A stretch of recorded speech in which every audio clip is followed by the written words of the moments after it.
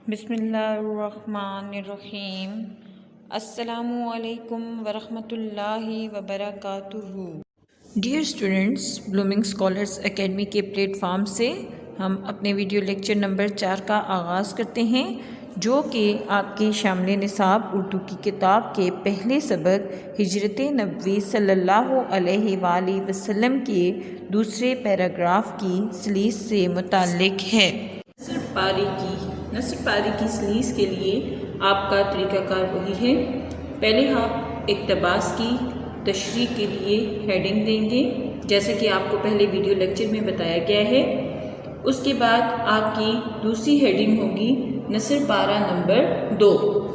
اور جیسا کہ میں نے آپ کو پہلے ویڈیو لیکچر میں بتایا کہ کسی بھی نثر پارے کو مکمل طور پر ہم نہیں لکھتے، بلکہ اس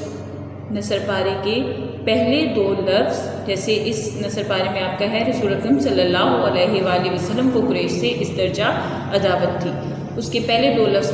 پہلا لفظ لکھا رسول اکرم صلی اللہ علیہ وآلہ وسلم۔ اس کے بعد میں نے آگے یہ چھوٹے چھوٹے ڈاٹ کے نشان ڈالے ہیں، جو میکسیمم میں نے آپ کو بتایا تھا کہ 6 سے کم نہیں ہوں گے، اور آخری 3 الفاظ کا چناؤ کرتے ہوئے میں نے آخر میں اس کو مکمل کر دیا، فرش گل تھا، تاکہ آپ ممتحن کو پتہ چل جائے کہ آپ کا پیراگراف کہاں سے کہاں تک سلیس کے لیے شامل تھا۔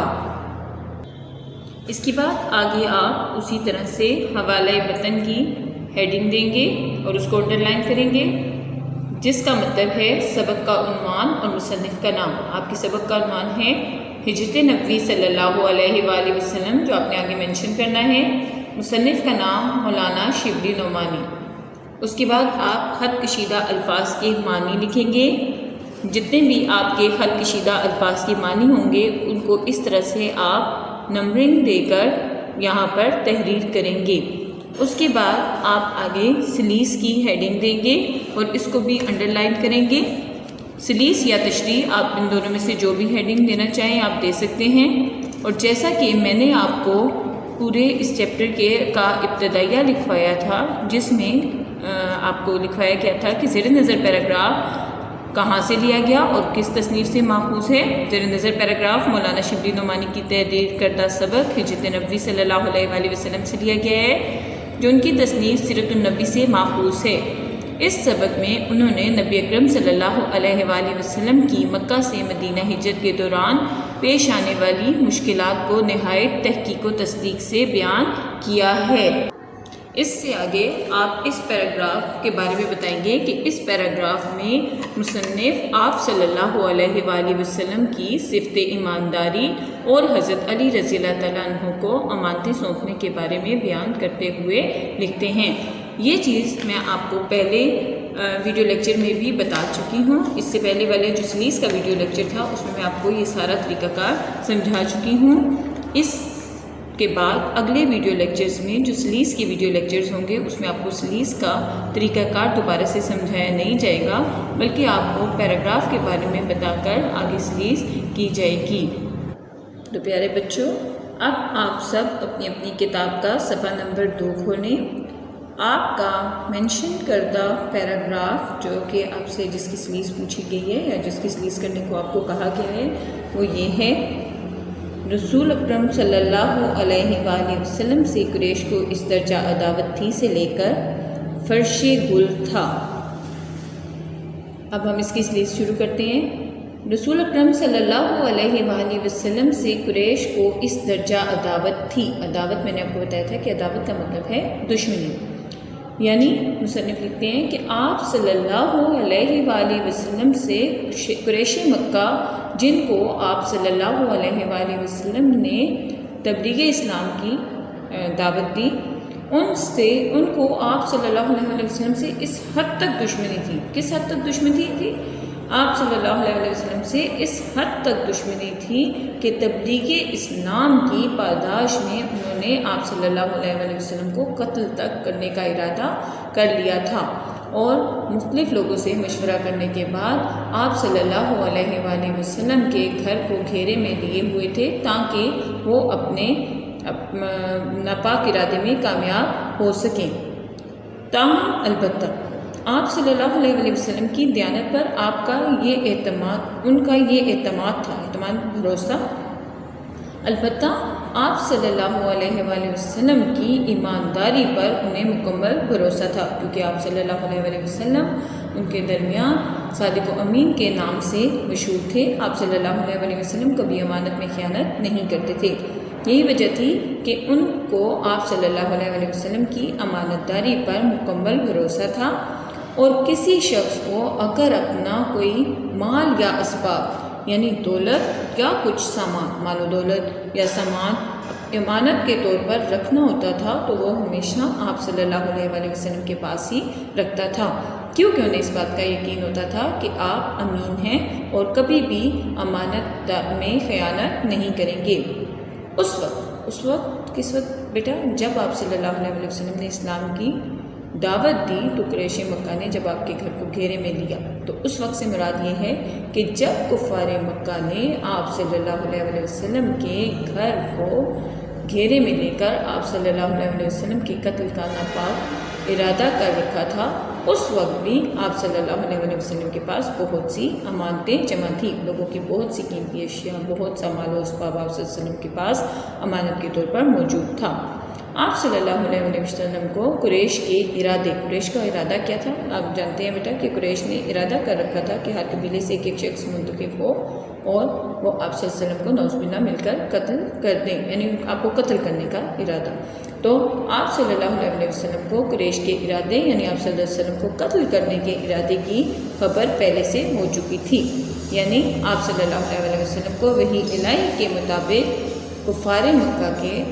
آپ قتل کرنے کے